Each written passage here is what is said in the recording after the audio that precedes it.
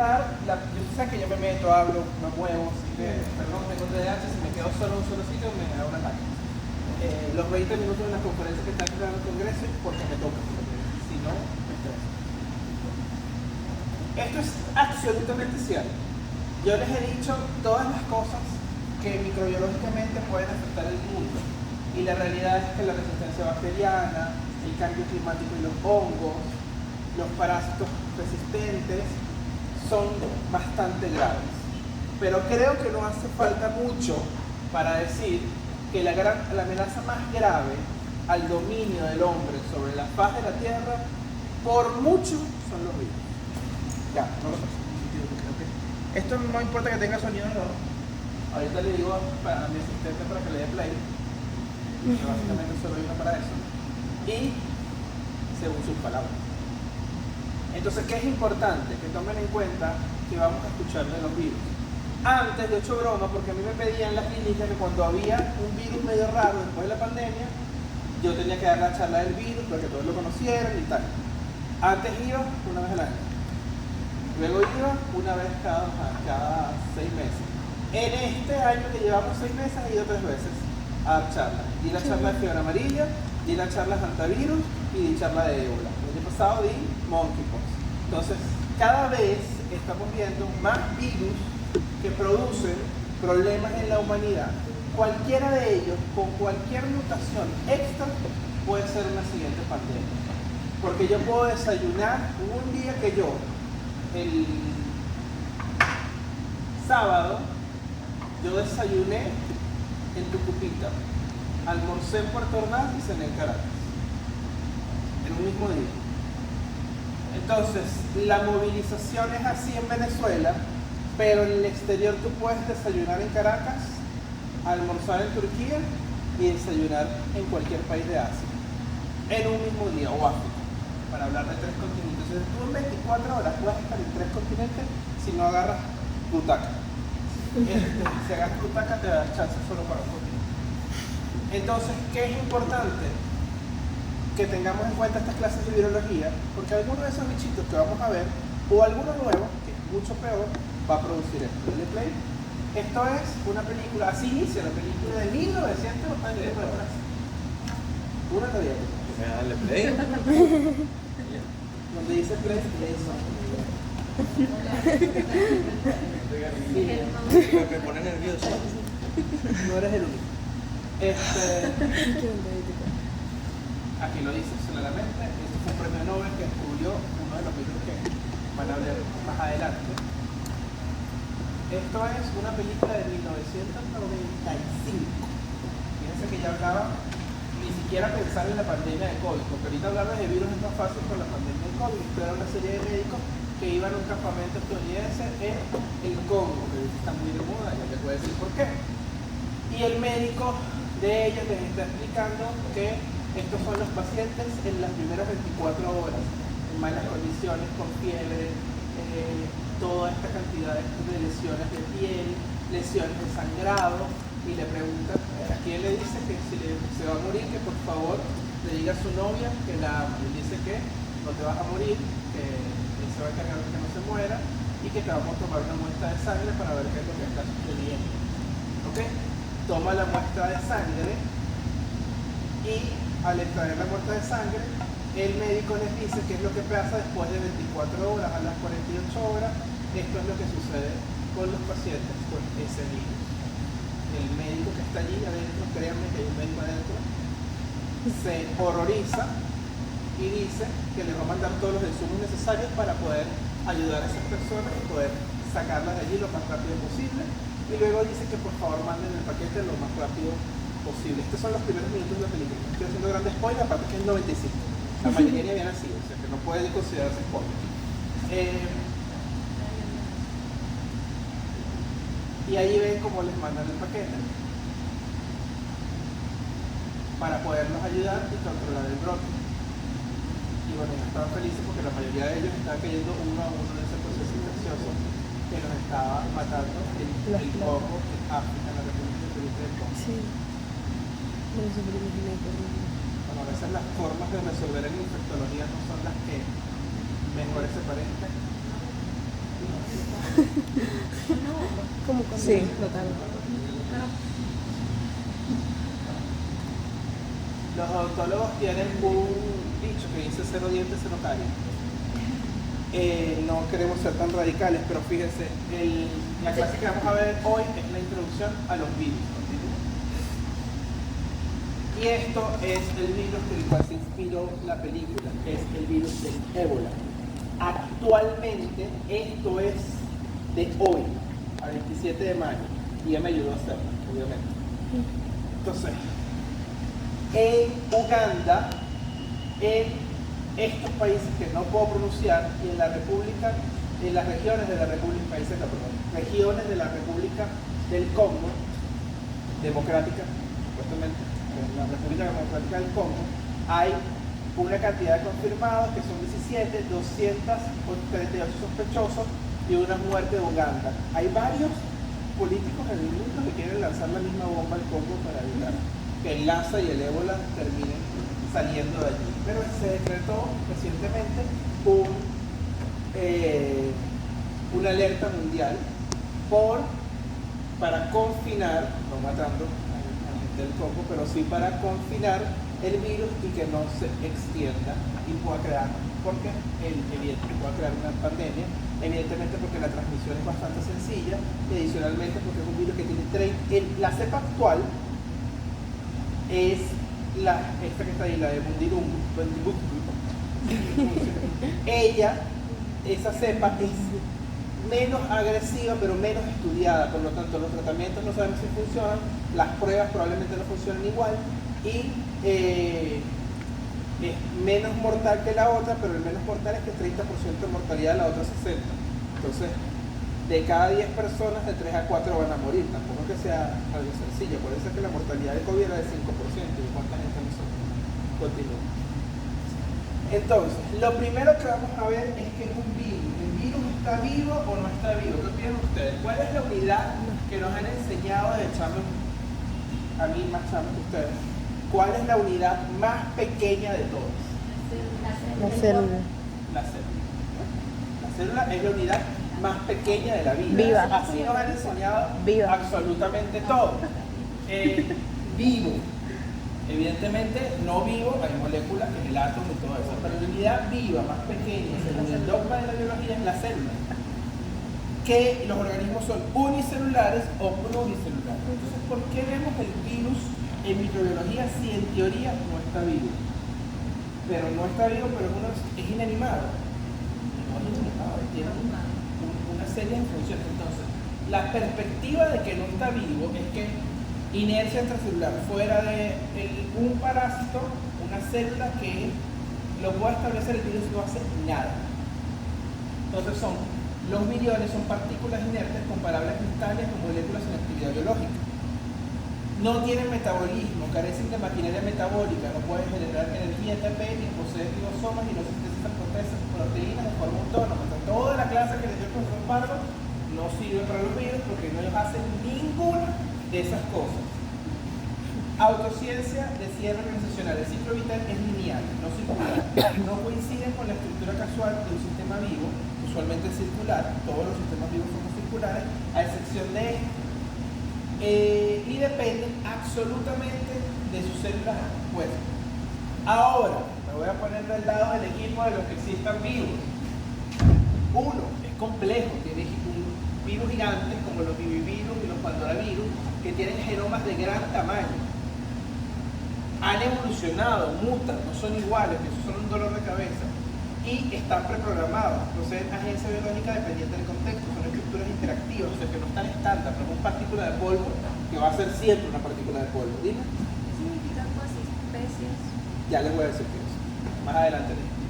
Continúo. La realidad es que no vamos a entender a los virus si los seguimos manejando de la misma manera. Es decir, hay que redefinir la vida, no redefinir los virus. ¿Cuál es nuestro concepto de vida? Seguramente haya que redefinirlo. Y tengamos que entender que el virus o la viruscélula como cambio de paradigma, que eso recientemente se dio, que argumenta que el verdadero ser vivo no es el virión extracelular. La vida viral ocurre cuando se transforma la célula infectada en un organismo novedoso cuyo único fin fisiológico es producir más vida. Entonces, hay muchas teorías. La intención no es que esto se las vayan a aprender porque hay gente que está trabajando esto, hay gente que se empeña en que no está vivo, hay gente que se empeña en que está vivo, pero los caminos futuros, por eso que quiero que lo sepan, es hacia que el virus va a redefinir lo que llamamos vida. ¿Ok? Así que lo seguiremos viendo en microbiología. Entonces, ¿cómo está compuesto un virus? Para llamar virus tiene que tener ciertos componentes. El primer componente es un material genético. A diferencia, el virus le va a encantar, por eso es que me encantan los virus, porque son como yo, les encanta desafiar las normas. Lo que van a ver en los virus es que ustedes, todo ser vivo, tiene que tener ADN y de ADN produce ARN. Eso puede cambiar. Los virus pueden ser ARN o ADN. Y eso le da particularidades porque los virus ARN tienen una tasa de mutación 6 veces mayor que los ADN. Por eso que si ustedes me preguntan cuál va a ser la siguiente pandemia o el siguiente virus que nos va a producir grandes dolores de cabeza, va a ser alguno de los virus de la influenza. Por supuesto, los respiratorios son los más formales y dentro de los respiratorios, la influenza. También tiene que ver con el que pareciera estar más cerca allí, que no es muy buena, no es el ébola, pero tampoco está muy buena mozo, es el virus de la gripe aviar o el H1N5.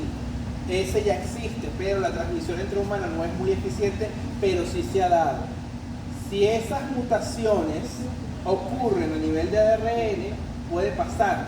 En los gobiernos pasados llegó el huevo a costar $1, porque tenían que sacrificar las gallinas y los huevos de las que daban positivas, porque había mucho dinero en la vigilancia epidemiológica y en hacer ciencia.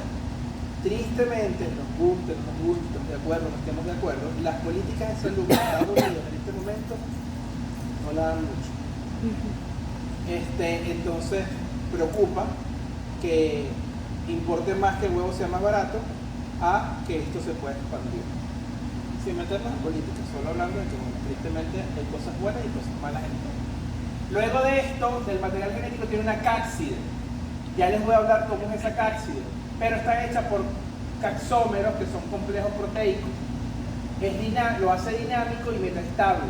Protege el genoma, pero se ensambla al infectar. Es decir, se van creando las proteínas y luego cuando salen, se insertan todos para proteger el genoma. Hay diferentes simetrías, ya se las voy a decir cuáles son las simetrías. Algunas tienen una capa extra de proteínas, esto sobre todo a nivel humano lo van a ver solamente en el herpes virus, hay otros no humanos, pero en el herpes virus hay una capa adicional que se llama tegumenio, ¿ok? No todos los virus lo tienen. Estas dos son elementos absolutos de un virus. Esta puede ser que no y esta puede ser que no también.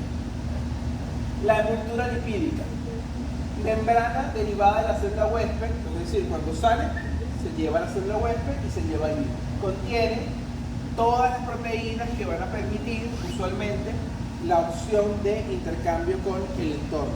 Ok, continúo. Aquí lo ven todo unido, allá lo veían separado.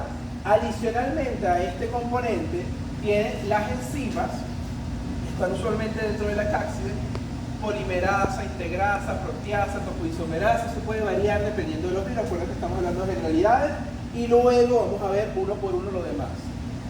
Y componentes celulares como las proteínas histonas, glicoproteínas, lípidos, ARN de transferencia, dependiendo del virus pueden tener elementos. A partir de ahora, a partir del lunes que viene van a comenzar a ver diversas familias de virus y características importantes. Ya le dije, por ejemplo, que el virus de herpes simple, como todos los herpes virus, tiene tegumentos. El virus de VIH tiene una transcriptasa inversa, que no tienen todos los virus. El virus de hepatitis C también. Entonces ya eso va a variar los componentes dependiendo del virus. Entonces hay proteínas estructurales, que son aquellas codificadas por el virus y se encuentran formando parte del virión. Y las proteínas no estructurales son requeridas para la replicación, pero no están en el virión. Es decir, se crean solamente cuando se está... por ejemplo, la transcriptasa inversa no tiene que estar en el virión. Ella se crea para crear el ADN, la integrasa, solo para integrarse, no se necesita después en el virión. Esas proteínas, dependiendo de estructurales o no estructurales, son las que tenemos que ver. Por ejemplo, la NS1, la proteína no estructural 1, es importante para el diagnóstico de dengue, gracias, de las arbovirosis, específicamente de dengue. Hay proteínas no estructurales como la P24 que la utilizamos en el diagnóstico de VIH. Entonces eso también tiene una utilidad clínica y no solamente desde el punto de vista de laboratorio. Continúa. Entonces, ¿cómo los vemos en el ambiente? Esta que ven aquí, la van a ver en la clase de arbovirosis. Arbovirosis son transmitidos por vectores, virus transmitidos por vectores o en este caso por artrópodos, por eso arbovirosis. Y este es el virus de la fiebre amarilla. Entonces puede estar en un ciclo y puede ser transmitida por vectores. Pero los humanos y los animales no somos los únicos. Están los bacteriófagos, que se acuerdan que les dije que eran los virus que infectaban bacterias. Están el primer virus que se descubrió o que se trató fue el virus del mosaico que produce las enfermedades del mosaico del tabaco, que es el virus del mosaico del tabaco. Es una hoja de tabaco que está infectada por el virus.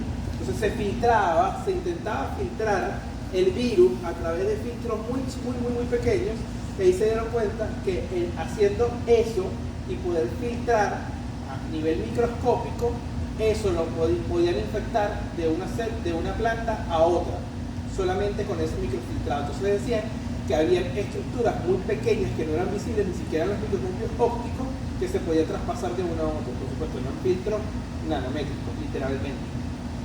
Y existe inclusive virus que infectan a otros virus, porque no se detienen ellos mismos.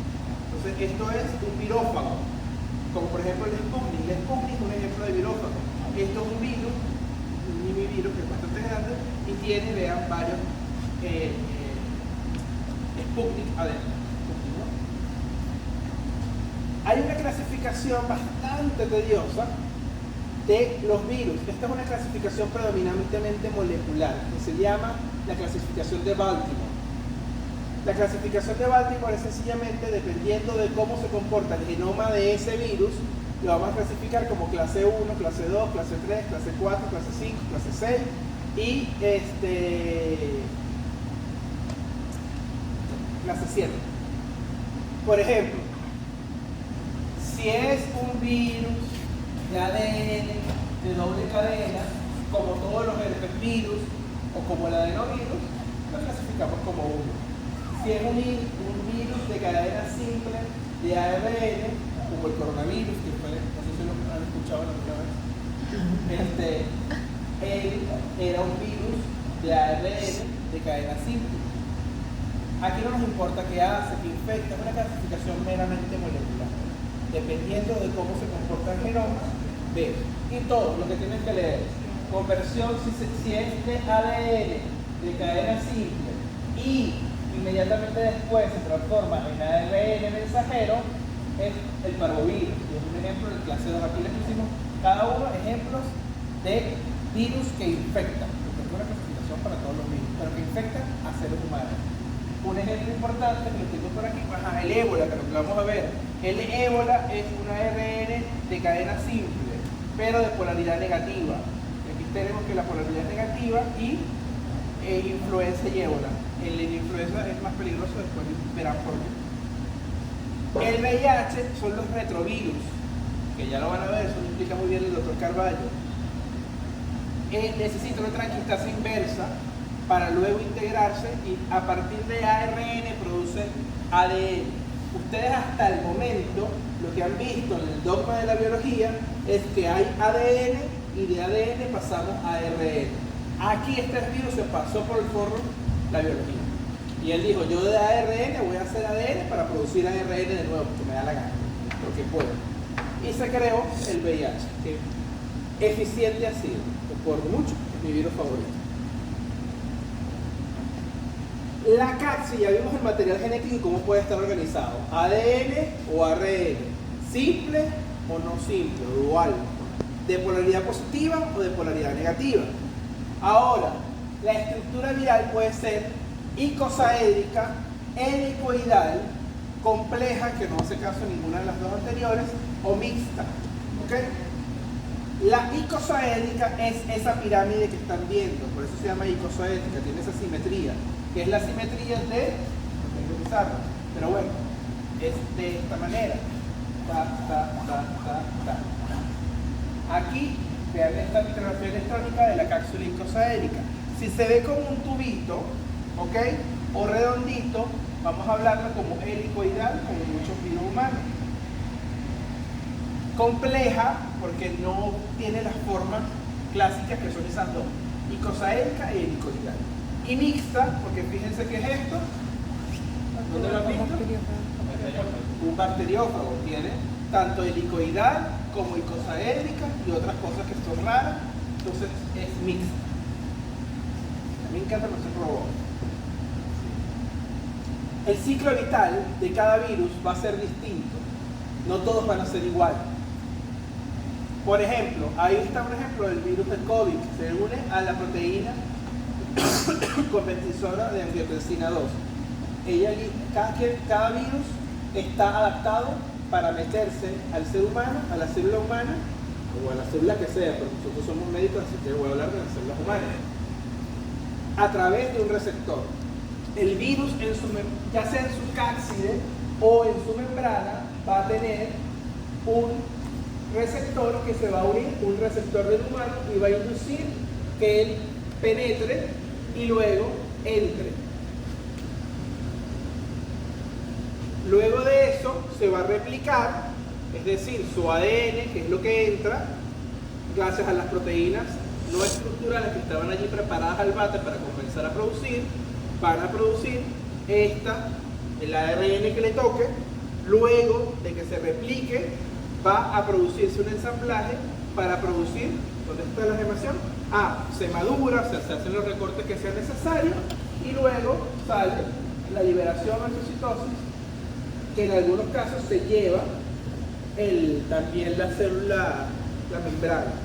¿Continúo? ¿Se entendió? Así actúan generalmente los virus. De todas formas, cada virus puede tener pasos específicos. Esto es general. Pero hay virus que, como por ejemplo el VIH, él tiene que hacer un paso extra a los demás, que es transformar el ARN en el ADN. ¿Ok? Y él se integra en el ADN del virus. Entonces tiene un paso que es la integrasa con una enzima para la integración, que no todos lo hacen. Entonces cada virus puede ser distinto. ¿Cuáles son los objetivos de replicación? Uno, generar copias de genoma para la progenie viral. Es decir, vamos a crear ARN o ADN, el que sea necesario, para mi próximo virión y para seguir existiendo. ¿Para qué razón? No sé, pero ellos quieren seguir existiendo.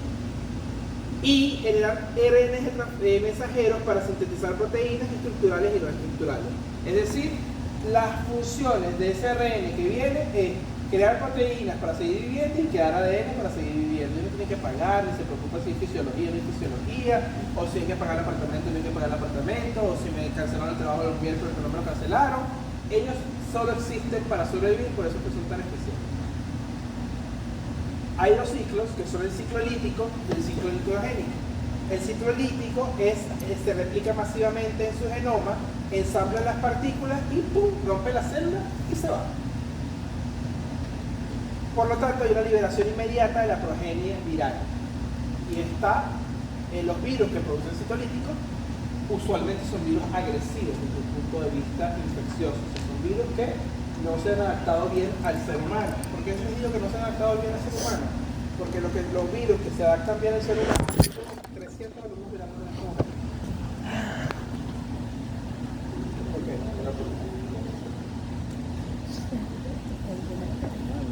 En la UCB tropical. No, yo lo voy para los otros. Chao, pues. ¿Querés ir? No, te vienes para acá. No, para ver. Chao. Disculpa, necesito mi cara.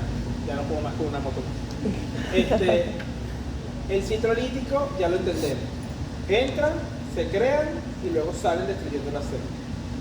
El VIH, uno de los mecanismos, voy a hablar mucho del VIH porque me encanta y nunca me van a dar esa clase porque le encanta más el doctor Carballo, y el doctor Carballo básicamente inventó el VIH, así que nadie se le va a quitar ese clase. El ciclo lisogénico es la integración, es lo que vemos aquí. El genoma viral se integra pasivamente en el ADN del huésped, que es lo que se llama el profago, que lo vemos aquí. Este es el ADN del virus, y y se integra al ADN del huésped. Se replica silenciosamente con cada división celular. Cada vez que se replique, queda el ADN del virus allí. El herpes y el VIH, por ejemplo, los usan para evitar el sistema inmune. Por eso son virus que son incurables por ahora, porque no hemos encontrado la forma de evadir este ciclo lisogénico. Fíjense que el VIH puede entrar en un ciclo lítico y también puede entrar en un ciclo lisogénico. Esto es lo que hemos logrado controlar, por eso es que las personas con VIH ya no se mueren de VIH, pero no la hemos curado porque ella queda oculta en las células sin echar bromas, sin molestar. Si deja de tomar el tratamiento, él aprovecha y pasa de este ciclo a aquel. Por esa razón no podemos evitarlo. Y el herpes virus, las personas que tienen herpes virus labial, que no es sexual, les aviso desde ahorita para que se adelanten en esa clase que da la doctora Landadita muy bien. El herpes virus de la boca, ustedes han visto que cuando hay situaciones de estrés aparece, es porque el sistema inmune baja. Y como el sistema inmune baja, el virus que está lisogénico pasa a lítico y está cumpliendo el otro ciclo que es más destructivo. Porque el sol, el estrés, fisiología, neuro, micro un poquito, y así. Una pregunta. Dígame. Entonces, ese ciclo lisogénico es el que permite que el VIH pase de una madre a un hijo. No, lo que permite que si el paciente, si la madre está en ciclo lisogénico no va a infectar. Si está en ciclo lítico, sí. Entonces, ¿qué evita eso? Tiene que estar en tratamiento. Si tú le das al paciente tratamiento, él va a vivir en un ciclo lisogénico eterno, hasta que se muera. Porque nunca va a salir de la célula. Si sale de la célula, se muere. Y el Él va a nivel, estar encerrado en ese genoma por siempre. Si deja de tomar tratamiento, él ya va a salir y va a volver al ciclo lítico. Por eso que los pacientes con VIH tienen que tomar tratamiento el resto de su vida. Porque ellos se guardan, de paso se guardan en cualquier célula que yo diga, no, vamos a matar esta célula. Ellos se guardan en las células, en la microglía del cerebro, se guardan en las placas de Peyer y se quedan allí encerrados en los linfocitos. Que la cura, ya estoy hablando de VIH, esto no era de VIH, pero bueno, la cura del VIH de los pacientes que se han curado es que le han borrado todo el sistema inmune, lo han dejado sin células y le han metido las células del sistema inmune de otro paciente que tiene una mutación en el receptor y que no permite la entrada. Ese es un procedimiento que han hecho no para curar el VIH, sino, hoy voy a publicar un post de eso, sino con la intención de curar una leucemia que ya no pudo ser tratada de ninguna manera, y como no pudo ser tratada de ninguna manera, van a intentar con la última forma, que es esta, porque es la última que ustedes dirán, pero si cura el VIH, porque no se lo aplicamos a todos, alrededor de 4 de 10 personas mueren en el procedimiento. Entonces no es ético que yo, un paciente VIH que está controlado, que cualquiera de ustedes puede ser, porque mis pacientes con VIH, por lo menos los míos, están pepa. Y no hay forma que aquí sepan que tiene VIH, que no, aquí no hay nadie, por lo menos conmigo. Pero si llegara a ver, pues, tristemente me han tocado estudiantes, si llegara a ver, no va a haber forma de diferenciar, no va a haber manera. ¿Por qué? Porque está en el tratamiento. ¿Ok? quiero Yo no preguntar. he dicho que sí, pero ya te quieres ir. Lo de la lactancia. Ojo, O sea, sí, sí, sí, lactancia, pero... es importante que no solamente quiero hablar de lo malo de los virus, que es lo que hemos hablado. Nosotros habitamos, yo se los dije en la primera clase de genética, en un ecosistema viral. Aproximadamente 10 a la 3 partículas virales es nuestro cuerpo, el de todo lo que estamos aquí, siendo una parte esencial y permanente de nuestro microbioma. Los bacteriólogos superan a las bacterias del intestino 10 a 1. Todo el mundo anda, no, vamos a comer yogur por las bacterias y vamos a... Todo el mundo ama las bacterias, no sé por qué, nadie habla ni de los hongos ni los virus. Siempre estaré peleando por ellos. Entonces, no, es que las bacterias, vamos a comer, ahora que como yogures y van a saber que tú eres igual que yo ordinario. Probióticos y prebióticos. El café, Ay, que esa sí. cosa. Yo odio todo lo que viene del coso de... Es que somos de Cumaná, lo siento, ya no hay café. Oye, no hay ni agua. Puro suero.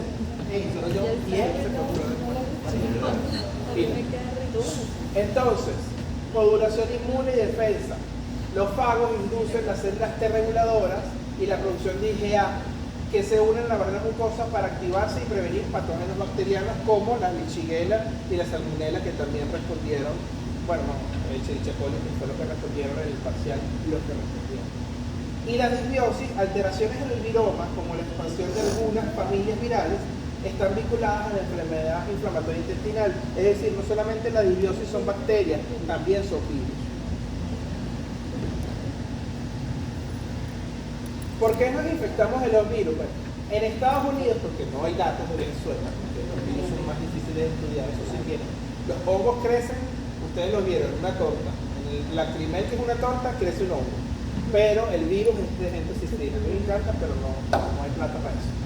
44.5% de los adultos en Estados Unidos tienen al menos una condición subyacente asociada con mayor riesgo de infección viral respiratoria, aumentando el 72% si se incluye el tabaquismo y la hipertensión. Así que me digo que fumen, no se puede fumar, ¿ok? Sí, súper para atrás. Factores demográficos, edad avanzada, los lactantes, por eso es que los internistas y los pediatras siempre vamos a tener trabajo con los virus. Comorbilidades como el EPOC, la enfermedad renal y el estado de inmunosupresión. ¿Cuál? Los oncológicos, VIH, por supuesto, y todo eso. Continúa. El embarazo, que es un estado también pseudopatógeno. No es una patología el embarazo, obviamente, pero todos los cambios fisiológicos del embarazo son tan complejos que perfectamente puede ser una enfermedad. Es muy, muy complejo. Y uno de esos es bajar el sistema inmune para que haga una inmunotolerancia. No mates al bebé que no es tu ADN, pero tampoco no dejes de matar. Entonces en eso crea una inmunotolerancia en cual el virus se puede colar. ¿Dónde puede haber infección? En todo el lado. No hay una parte del cuerpo que no pueda ser infectado por un virus. ¿Ok? Existen los más clásicos: respiratorio, gastrointestinal, hepático, sistema nervioso central, pero piel, digamos otra parte del cuerpo, pulmones, ya lo dije, músculo, boca, lo que sea, mucosas, vía sexual. O sea, la vía de entrada es básicamente cualquiera a la que el virus se haya adaptado. Y vamos a ver varias. La piel puede ser, aquí no está la piel, pero la piel es percutánea. Los mosquitos a través de percutánea, el sarampión puede ser la vaginosa. Está como ustedes, ejemplo vaginosa. Estaba corrigiéndolo ayer y me pusieron que el BDRL, muchos me pusieron que el BDRL, que una prueba no polémica era la serología de viral. En la primera me reí, cuando iba por la cuarta me estaba dando un infarto. Coxsackie. ¿Cómo? Coxsackie virus. Coxsackie puede ser por mucosas, herpes virus puede ser por mucosas, etc. Puede ser cuadro agudo. Agudo, se lo digo desde ahorita, ustedes lo van a entender más adelante en semiología. Pero agudo es que es en tiempo. Hay pacientes y algunos médicos no de la UCB que me dicen, no, es un cuadro agudo, como que cuadro grave. Agudo y crónico no tiene nada que ver con grave. Agudo y crónico es tiempo. Si es un cuadro que se elimina y se elimina completo, como por ejemplo influenza, sarampión, rotavirus, que te curas al 100%, esa es gripe mal curada, ténganle cuidado. Porque son cuadros agudos. Te da, y si no te mató, te deja ir vivo. ¿Y el Epstein-Barr? El Epstein-Barr, ¿qué pasa con él? ¿Cómo? Es el sistema. El Epstein-Barr, no, el Epstein-Barr es de la familia del herpes virus, también como el citomegalovirus. Herpes virus tipo 1, tipo 2, varicela zoster, Epstein-Barr virus, citomegalovirus, el herpes virus tipo 8. Todos esos virus son herpes virus. En la clase de herpes virus te van a hablar del Epstein-Barr, antes le daba yo. Él entra dentro de los crónicos y latentes. El Epstein-Barr virus, que está aquí, él queda de por vida porque queda en ese sitio liptogénico. Él queda ahí encerradito. Cuando el sistema inmune baje, sale y produce daño. Continúa. Y adicionalmente él es oncogénico. Dentro de esa replicación adentro tiene virus que pueden ser broncogénicos, como el VPH, citomegalovirus y Epstein-Barr virus. ¿Cómo hacemos el diagnóstico? El diagnóstico se los adelanto porque la guía yo quisiera quemarla. Ok. Yo nunca la he entendido. Así que yo no la puedo quemar porque no me dejan todavía. Cuando Pardo sea jefe de cátedra, porque yo de vaina lo voy a hacer, le pediré permiso que por favor me deje quemar la práctica de virus porque no se entiende. Así que yo les voy a hacer entender cómo se diagnostica un virus y ustedes ven cómo hacen para adaptar eso a y si lo logra me avisa para yo cambiar la redacción. Ahorita el gol estándar de diagnóstico virológico es el diagnóstico molecular. Es decir, a través de PCR o PCR transcriptasa inversa, ese es el gol estándar en general. Ojo, va a haber virus que no, el VIH ustedes saben que no se diagnostica necesariamente por biología molecular, a menos que sea un niñito, porque los niñitos se transfieren de la madre al hijo, entonces no funciona. ¿Qué detectamos? Los ácidos nucleicos, ADN, ARN, lo que estemos buscando detectar. Ventaja, es altamente sensible, a diferencia, o sea, si yo tengo un citomegalovirus y tengo un Epstein-Barr, yo voy a saber si es un citomegalovirus o es un Epstein-Barr, porque es fragmentos genéticos específicos de ese virus lo que yo voy a amplificar. ¿Ok? Lo ideal, ¿cuál es el momento ideal para? El momento ideal es la fase aguda, la temprana. ¿Por qué? Porque hay veces, o muchísimas veces, la gran mayoría, que la fase de mayor cantidad de síntomas es cuando ya el virus está bajando, el sistema inmune lo está controlando y el daño inducido por el sistema inmune es lo que estamos viendo. Y la limitación puede detectar ARN residuales por infección, el cual no confirma la viabilidad. O sea, yo puedo tener lo que pasaba con COVID. Estaba mejor, habían viriones muertos que quedaban el ADN por fuera y yo seguía detectando. Yo hubo personas que pasaron más de 6 meses positivos para COVID a pesar de que no estaban infectando porque quedaban ARN vivos. Y entonces eso es una desventaja que capaz no me sirva para hacer seguimiento. Que también pasa con tuberculosis. La serología, todo el método de serología, por eso que se los voy a explicar así, porque la guía lo dice, pero es una mala forma de decir. ¿Por qué? Porque no todas las muestras son serológicas, a veces lo hacemos por orina, a veces lo hacemos por otro lado. Serología implica estudio de suero, y si yo tengo un virus en el líquido cefalorraquídeo y le voy a hacer anticuerpos, no debería ser una serología. Eso debería ser estudios inmunológicos. Pero en la guía aparece serología, para no volvernos locos, y la gente le dice usualmente serología. Y como el lenguaje lo hace la gente, serologías. ¿Cómo puede ser la serología? Detecta el anticuerpo. Las serologías las vamos a meter aquí como los que detectan anticuerpos. Ventaja, es fácil, epidemiológicamente puedo detectar si es IgM o IgG. Acuérdense, IgE se parece a memoria, pero no es IgM, se parece a memoria, pero no es memoria, es el otro, IgG. ¿Por qué el M le pusieron memoria? No le pusieron memoria, si no es agudo, no sé. Seguramente fue al de fisiología. Yo le hubiera puesto L al de memoria, que sea más fácil. Entonces, la IgG nos habla de infección pasada. Yo puedo saber aquí cuánto les dio COVID si yo saco los anticuerpos y veo cuánto tiene IgG. Por ejemplo, yo quiero hacer un estudio epidemiológico de cuántos estudiantes de medicina del segundo año les dio COVID. Entonces, el momento ideal para la IgG es la fase tardía. Y la IgM usualmente en los virus no aparece el primer día, aparece después. Entonces hay que darle chance, porque ustedes saben que los anticuerpos son creados por los linfocitos B, las células plasmáticas. Y para eso tienen que presentar el antígeno, las células dendríticas hacer su trabajo y todo eso. Entonces, eso no es uno o 2 días. Necesitamos para tener anticuerpos una respuesta inmunitaria o humoral que es tardía, porque no es la innata, no es producida por la célula innata, es la adaptativa.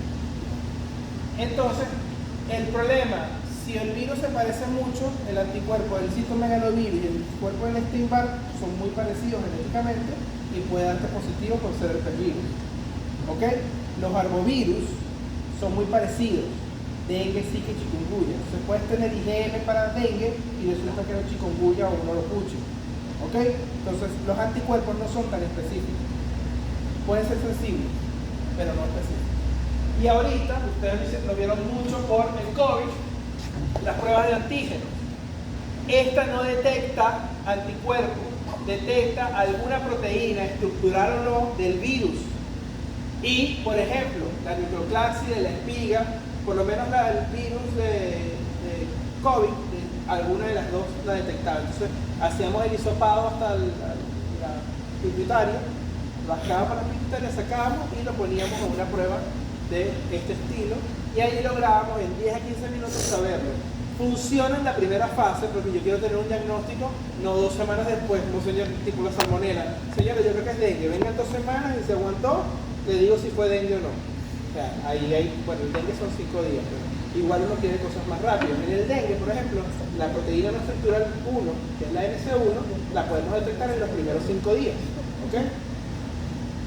por supuesto, en el momento ya en la fase aguda lo más temprano posible. Y menor sensibilidad, la realidad es que no es tan buena como la PCR, pero requiere cargas virales mucho más altas que la PCR para dar positivo. Por lo tanto, si ustedes tienen biología molecular negativa y PCR positiva, le prestan más atención a la PCR. Y como siempre me llega la gente, porque por eso quiero que ustedes entiendan diagnóstico de virus y de microbiología. Me dicen, es que me dio el antígeno negativo, pero perdí el gusto, perdí el olfato, perdí la vida, perdí todo, no respiro, toda mi familia le dio COVID, pero a mí no. Y digo, capaz entraste en el porcentaje que no fue captado. Había que hacerte una PCR para saber realmente o descartar realmente. Pero a la gente le encanta ver negativo. Continúa.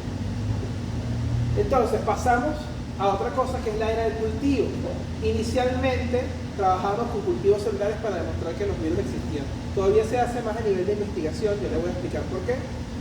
Luego de Enders comenzó el cultivo celular moderno, que nos permitía hacer diagnósticos, ya no se aplica para eso. Luego la era antiviral, porque ya se descubrió el primer antiviral en los 80, y luego la era molecular, que es la que estamos hasta la actualidad, que el diagnóstico virológico se hace por esto. Luego vendrá la proteómica y muchísimas más, pero por ahora estamos allí, bueno, aquí de broma, porque Venezuela es carísimo el diagnóstico virológico. ¿Continúo? Entonces, ¿qué hacemos para el aislamiento? Podemos aislar el virus en un animal de laboratorio, en un huevito de pollo, en un animal en un ratoncito, etc. y ver qué pasa con ese animal. Si le metemos un virus a un animal y se muere, asumimos que ese virus es mortal para el animal. Y los cultivos celulares, que pueden ser o una monocapa o puede ser en suspensión. Esto que está aquí está lleno de células y a esas células yo le meto virus, o a esta monocapa yo le infecto con virus. Estas son diferentísimas formas de monocapas y de cultivos celulares. Así como decir, esto es como decir cultivo bacteriano. Hay 200.000. Como caldo y como agar. Hay células de riñón del mono, hay células hay muchísimas células y dependiendo de las células pudiéramos cultivar una o otra. Por supuesto, todo esto debe ser en condiciones absolutas de bioseguridad. ¿Cómo sabemos si el virus está funcionando? ¿Está haciendo daño?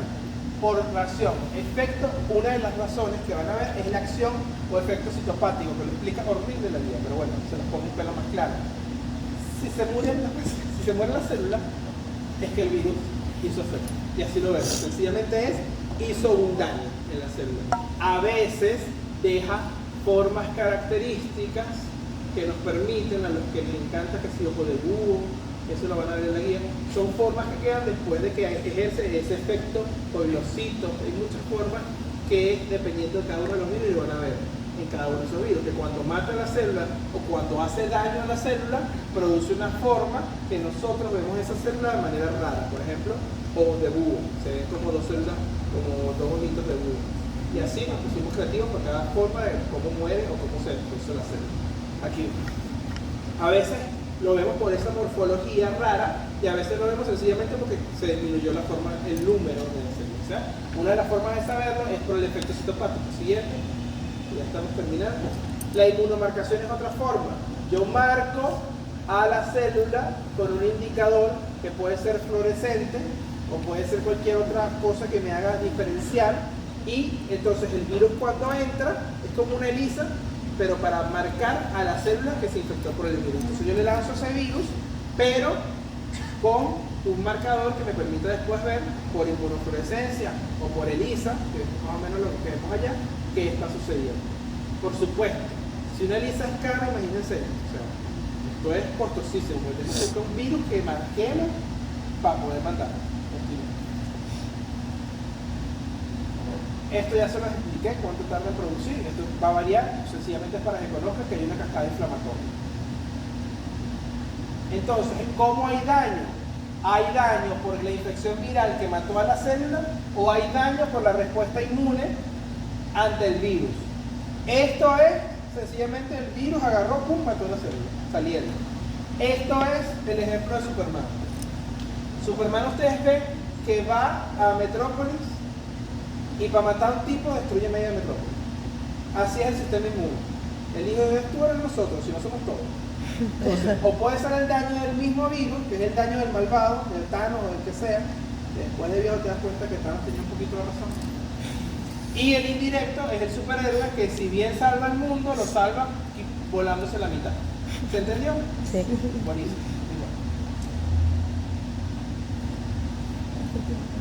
Aquí viene tu respuesta. ¿Quién me preguntó? ¿Quién era una subespecie? Esta cuasiespecie, genotipos y serotipos. Esto se lo quise explicar porque está muy de moda con todos los virus. Entonces, para que ustedes saben que es el Omicron.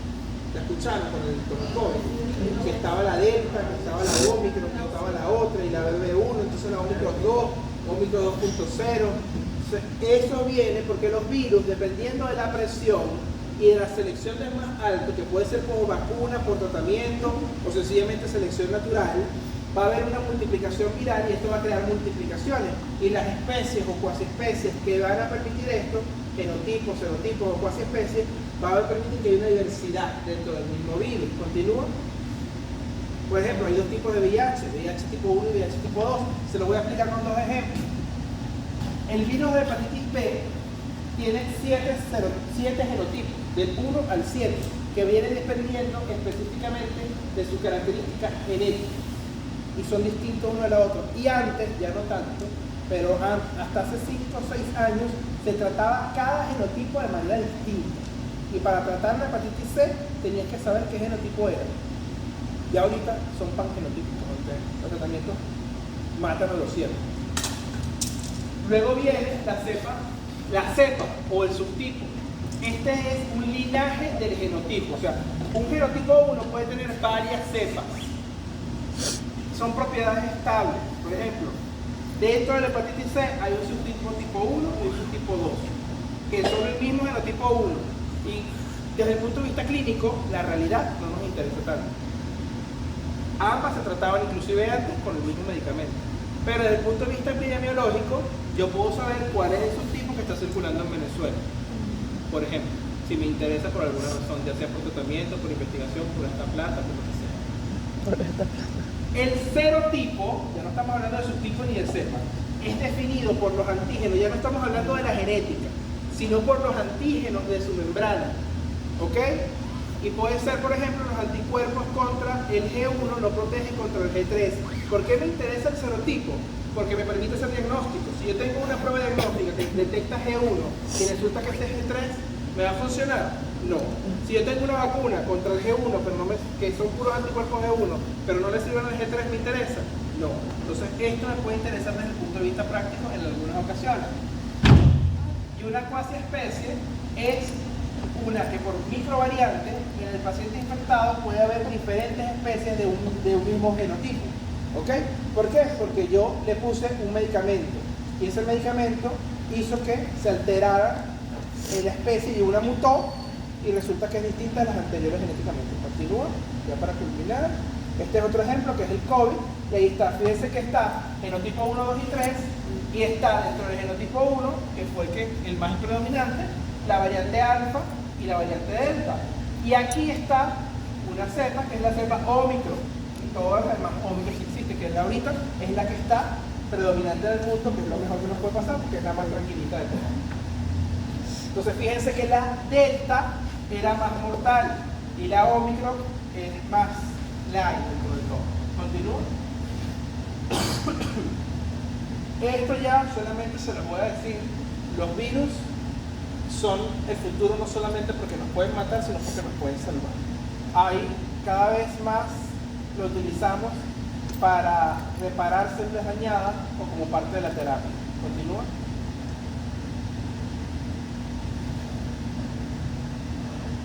Existen diferentes virus, como adenovirus, que van a tener, que son por lo menos los adenovirus como este, fueron utilizados como vacunas, como vectores para la vacuna. Metían el ARN dentro de un virus, los que se pusieron la vacuna rusa, o los que tenían plata se pusieron la de... Pfizer. No, la Pfizer no. Johnson. Sanofi, que es la europea, Este era el mecanismo de la vacuna. ¿Continúa?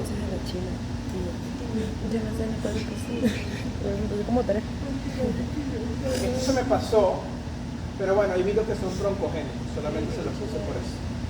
Después lo van a ver cada uno de estos virus. ¿Continúa?